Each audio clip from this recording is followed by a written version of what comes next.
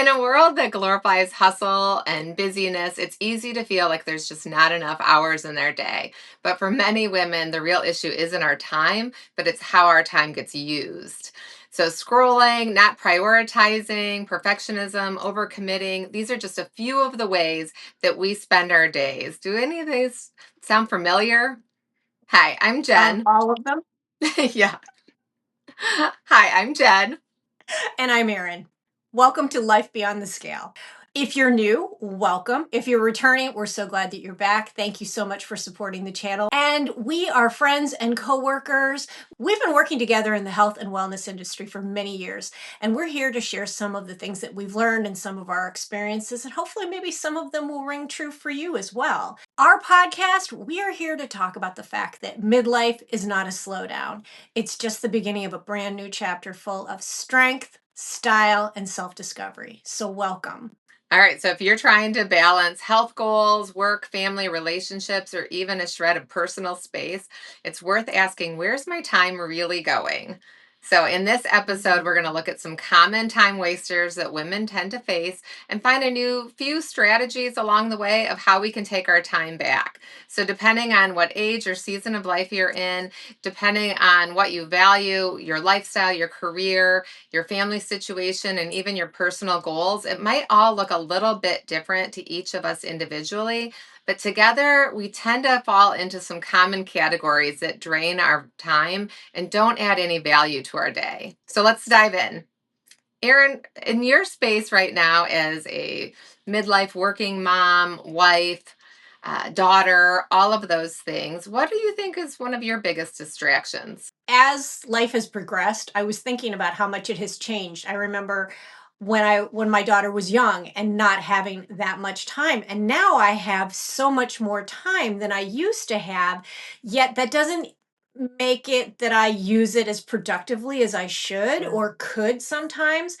And I would say I fall into the pitfalls of overcommitting, which means overestimating my time, that I have more time, or underestimating how long something's actually going to take me.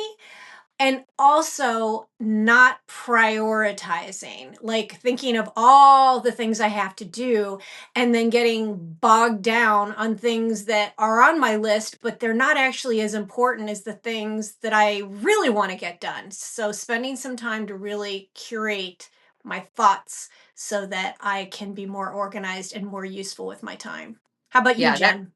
yeah, that really resonates. It's almost the fatigue of the over planning, over analyzing and looking at all of the things that it's so easy to get to spend so much time doing that we end up doing nothing, or we just Yes. constantly feel like the to-do list gets moved day by day by day. And it can feel very frustrating. You feel like you're like a hamster on a wheel. You're running and you're doing all these things, yet in the back of your mind, you're thinking, yeah, but I'm not doing anything that I really want to do.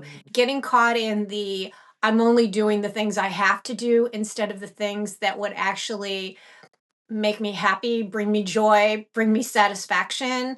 I mean, who hasn't fallen into the trap of like laundry and dishes and cooking on repeat, yet not stopping to take into consideration that there's things that you want to do for yourself that actually would make you feel happier, make you feel stronger, give you more energy to do some healthy behaviors, I'm going to say.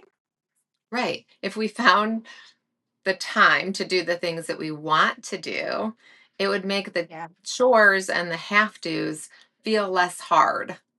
Right, because Yeah. our cup would be filled. We're always tend to pour from that, empty cup. I think as women and men, I know you face this too, but as many of our audiences, probably women at this point, really thinking of all of the drains that we have. We're filling so many roles. We're the caregiver, we're, maybe sandwich generation with aging parents that we're taking care of, young kids at home, grandchildren, or just kids running to school. This is back to school week for us. We start on Monday and the hustle and bustle is starting. What do we need for school? School supplies, getting schedules. How are they getting to school? All of that. is kind of coming, and it seems to like jump to the top of the list, and then all of a sudden Mhm. all of the normal to-dos get pushed down, but the like I want to's are way pushed down now, right? Like there's absolutely no time for that. I think you bring up a very good point, and it's something that I'm hearing a lot more out there, and it's the term mental load. Most women are carrying the majority of the mental load. They're the ones in charge of making sure and that everything falls into place, that we're, Mhm. making your kids are going back to school. You got to make sure that they got the vaccinations, they got the books, they got the permission slips, all of that on top of everything else, on top of the fact that you work, on top of the fact that you have commitments, on top of the fact that there's so much going on. It's hard to be able to find the balance. Oh, So, and I'm supposed to eat how my protein, and I'm supposed to drink my water, and I'm supposed to exercise, and right, like all of that. And then like when am I supposed to go to the doctor? And take Mhm. care of myself, let alone the yard, the garden, the house, right? My husband's needs and the things that, like going on a date or spending time together doing those fun things start to just feel really draining, right? And we wanna Yeah. I feel like I wanna complain that there's not enough hours in the day, but if I'm honest, I also have to admit that sometimes in this mental load of feeling so heavy, I guess, or bogged down, I catch myself looking for these little distractions, right? And so now all of a sudden Mhm. I'm scrolling on my phone, and it might start off as a, hey, I'm looking for something, maybe to help with the podcast, maybe to help with work, maybe to help with kids, or let's even, look up an eye doctor. But all of a sudden, minutes turn into, half hours that turn into hours. And all of a sudden, I'm down the rabbit hole. And now I've just, found a cute belt that I must have. Like it has nothing to do with my to do list. And so, do I Yep. have enough time, or am I spending time doing things that are adding more friction into my life and adding more weight and more heaviness and more just drains on just my energy and that daily battery we've talked about so much? That you need to take into consideration. I think we all need to take into consideration that we all spend way too much time on our phones scrolling, and that they have set it up in such a way that Yeah. we actually get physical reactions when we hear Yeah. the ding of a notification and all of Yeah. that. There's a dopamine hit. So many times we're looking for something to distract us, to in the guise of research, in the guise of I need to get this done. But all of a sudden, we can find ourselves falling down the TikTok rabbit hole of like, oh, I didn't even know I needed that. Oh, should I order that today? Do you do anything specific to kind of pull back on your scroll time or Yeah, I would say, and maybe let's back up a second to say, like, for you and I right now, we're catching ourselves in the scroll mode, but this yeah, could just be digital drains in general, right? Is it the scrolling? Is it the notifications? The fact that society and culture have us, checking emails 24/7, that we're getting texts at all hours of the day and night, and we think we should look and check. And again, like I have kids kind of spread right now. And so if I got a text in the middle of the night, yeah, I want to answer it and make sure that somebody's not hurt or needs me and that type of thing. But right? often in the middle of the night, they're just sale ads, right? They're just nonsense, notifications that have nothing to do with anything important. But this also could be just sitting on the couch and watching too much TV, playing games, scrolling on the computer. What I'm trying to think of some other digital distractions that we have. But again, your season of life, look at it through your eyes and your lens.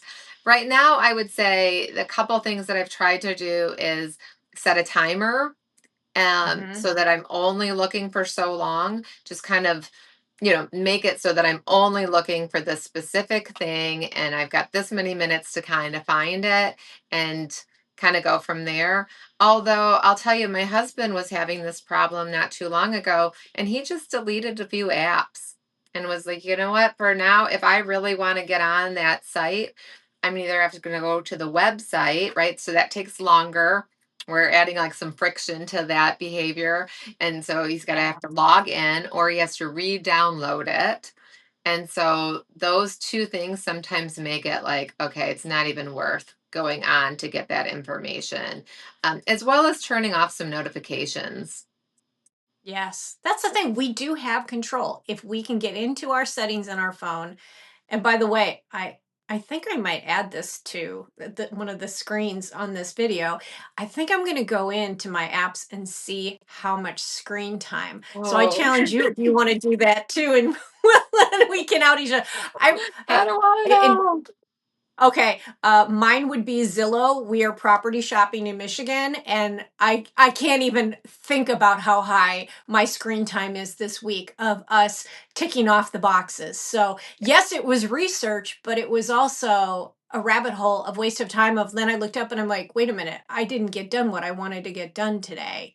Nothing wrong with what you were doing, right? But if all of a sudden we get done and then all of a sudden now my, kind of going back to that think, feel, do habit loop that we talk so often about, if all of a sudden I feel bad about that, the fact that I didn't, cross some things off my to-do list because I spent so much time and energy looking for, property, then that property almost loses its joy because now I'm focused on the, oh, but you didn't do this. And so we're still stuck in this negative mental cycle. And I think the more that we are in this all or nothing mentality, we often find ourselves overly critical and really are blocked on seeing other options that are available to us. How many times have you wanted to do something and you're looking for that perfect window and you don't have, let's say you need a 4 hour window to do a particular project, but you don't have 4 hours Right. coming up. And so you don't do it at all. But then if you could reframe it and decide, you know what, I could take 10 minutes each day this week, and maybe by the end of the week, I could do this. But I think we have to sometimes take the time to really look at the picture and be like, okay, how badly do I want to do this? And where are those pockets? Because we all have those little, I think they call them fringe moments or little Cracks in our pockets of day. time, Hmm. cracks in our day, however you want it, whatever word you want to use for it. Let me ask you, Jen. We asked a couple people, in a poll, what are the healthy habits that are falling through the cracks? And for the majority of what we asked, it was it was meal planning and Yeah. cooking and physical activity. So for Hmm. you, a mom, all these kids, how do you power through and do whichever one of those you want to address, whether it's the cooking, the planning, or the activity? Yeah. Well, I probably for me, all of that kind of gets summed up into like that home life and health sabotaging, right? And so I really, I mean, I feel like it sounds so obvious, but it really does come down to the planning. Because if I'm spending all this time cleaning, or I'm constantly running errands and going to the grocery store 3 or 4 times during the week, or every night I'm like, oh, shoot, what's for dinner? All of that is kind of draining me and then taking away a little bit more time on and giving me an excuse of why I didn't strength train, or why I didn't get my walk in with my weighted vest, or why I didn't want to, drink my water, whatever it might be. It seems like I'm trying to look for excuses, but I'm constantly running back and forth and I feel so busy all the time. But yeah, you mentioned it, the hamster on the wheel, but I'm not getting things accomplished that like we're looking for that control factor. And so, Hmm. deeper when it comes to like our hormones in midlife, I think we're, you know, really setting the stage for some imbalance of hormones and shooting off our cortisol and our stress hormones and stuff. And I feel like I have to run all of these errands, that I need to go to 2 3 different grocery stores. But if I back up a minute, it really came down to lack of planning. And so I'm using Hmm. this constant errand running, or this meal prep chaos, I'll call it, where I'm wasting time every evening trying to figure out what's for dinner, what needs to be thawed out, what sides can I put with it. Oh, that vegetable already melted in my, vegetable drawer. And so now, Yeah. oh, I better run another errand or do another Target order pickup to make sure I get some more, carrots or whatever that might be.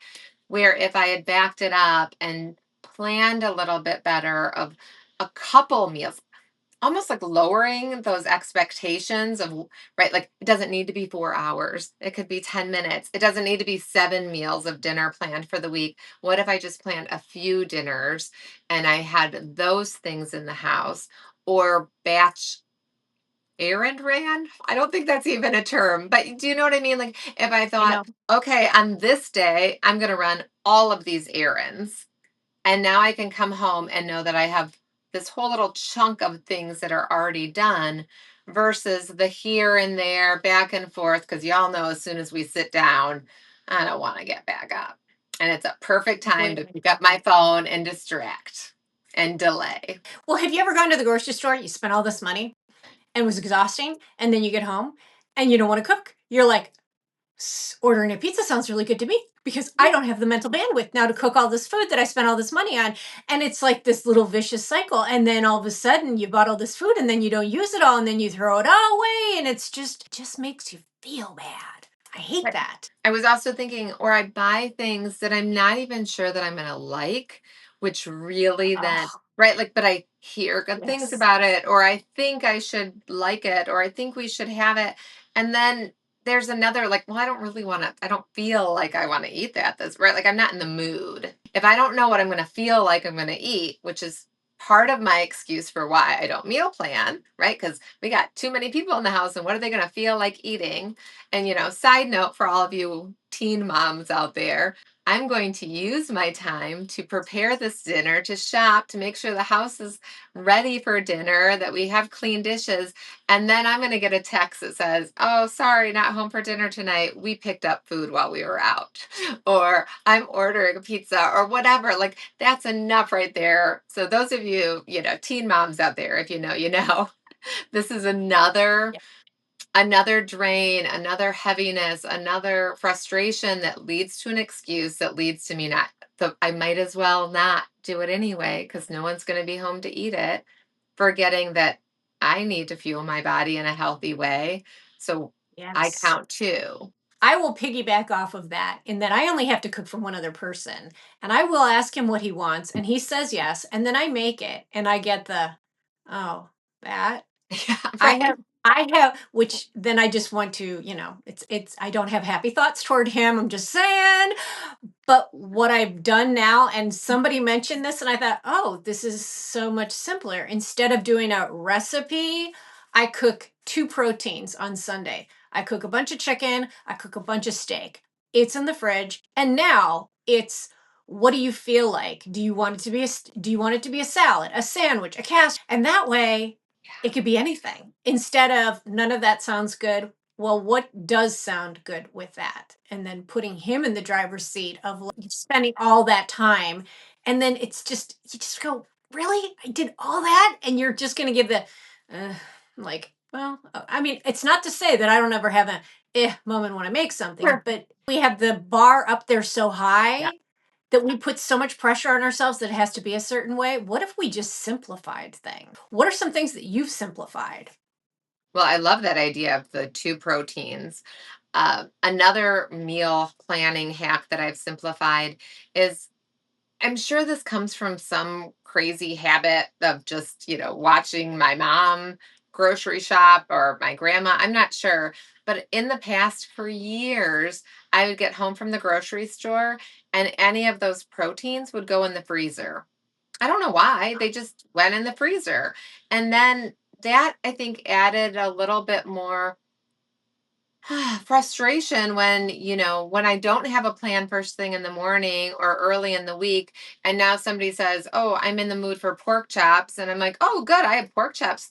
But they're in the freezer, and now I have to figure out how to thaw out pork chops in 2 hours so that we can bake them, grill them, do whatever with them.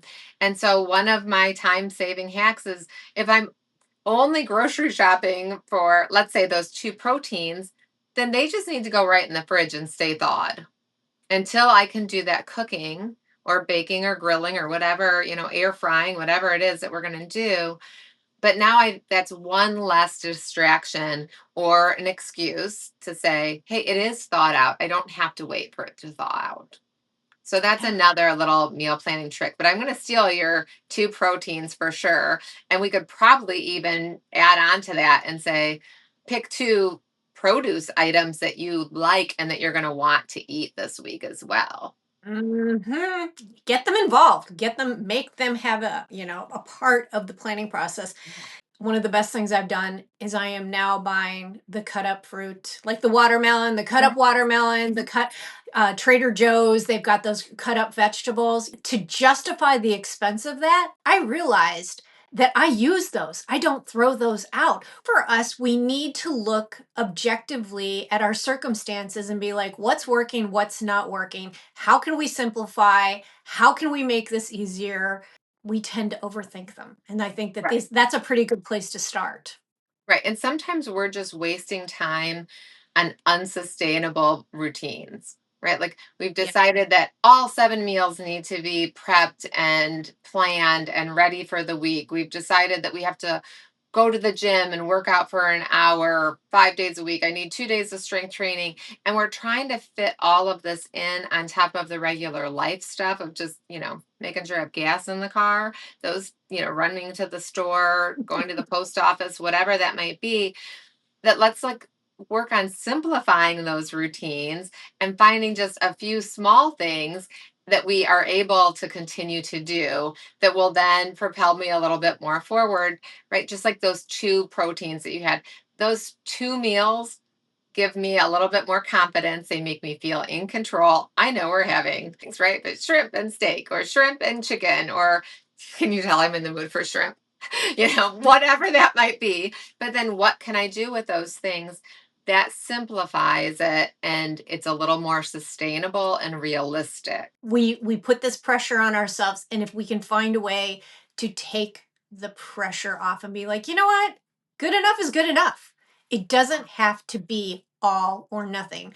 So we talked about overcommitment, we talked about Yes. mindless scrolling, we talked about perfectionism, we talked about not prioritizing. What do you think you're going to work on? Well, I probably need to work on the planning factor, right? That idea of thinking, what could I do? What's doable and sustainable? I was also kind of like, you went back way, if we back up way to the beginning of this, you talked about overcommitting. And that Mm. probably is something else that, needs some more attention on the idea that it's actually draining us mentally and socially, right? Like the obligations that we think that we should attend, the toxic friendships that leave us feeling worse off than when we started, the Yeah. over volunteering because we want to be nice and we want to do things for other people because, right, like we want to and we do like to do that.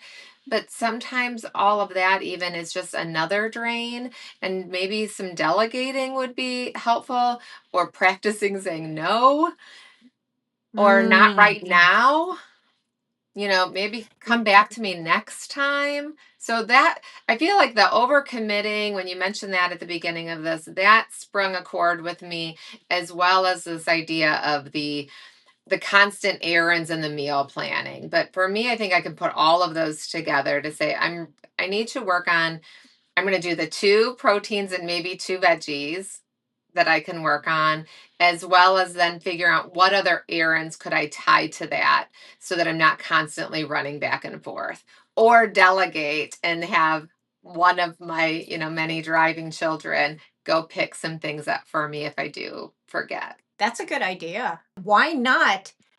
They're part of the family. If they can drive, they can go pick it up. What I strategy are think you going to work on? I think I'm going to work on, because as I outed myself about the scrolling, I need to take control back of like not being on my phone as much. I need to set up some guidelines of like, yes, you can scroll, but I think I'm going to set up specific times in the morning, afternoon, and evening, so that I can use it as a entertainment. And I can use it as something to look forward to instead of something I'm just doing to fill the time. You're even making me think about how much time I can waste planning my to-do list. So, how do you Mm. manage your to-do list? Well, funny you should ask me that. So that's one thing I feel like I've gotten much better at. And the thing that has helped me the most is I have what's called a dump list, a little spiral notebook. On one side is a dump, and the other side is the day. And I first start out by writing. It's almost like stream of consciousness. Like, don't forget to pay that bill, make the vet appointment, fix the car, pick up the dry cleaning, whatever. Groceries, it'll all go on that one side. So it's like everything that I need to remember, I need to think about, I put it all down on paper. And then I look at it and I think, okay, what do I really have to get done? And I pick three main things each day that I have to get done. I'll use the YouTube as an example. My excuse was, well, I don't have time. Well, when you add something to your life, you're going to have to take time from other places. So you have to kind of look objectively and see, okay, where is my time going? What are the things that I'm doing so that I can actually make this a priority? With the different seasons of life, I remember how different it was when my daughter was a baby, when she was in school, when she was in high school, when she was in college, and now she's not here. She's an adult and I have more time, but I don't have more time. It's figuring out how to use my time. And I love that idea of like, or the recognition that we're not going to get more hours in the day, that we are going to have to almost steal from something else. Right. And so yeah. those behaviors or those time suckers that are stealing, from us right now, that aren't adding value to my day, I'm going to have to figure out, like, yeah, let's steal from that because it's not serving me anyway. Where this behavior, then, the meal planning, the less errands, the delegating, that serves me better and can impact me in a healthier way. Lots of good tip. Here's our final thoughts. You don't need more hours in the day.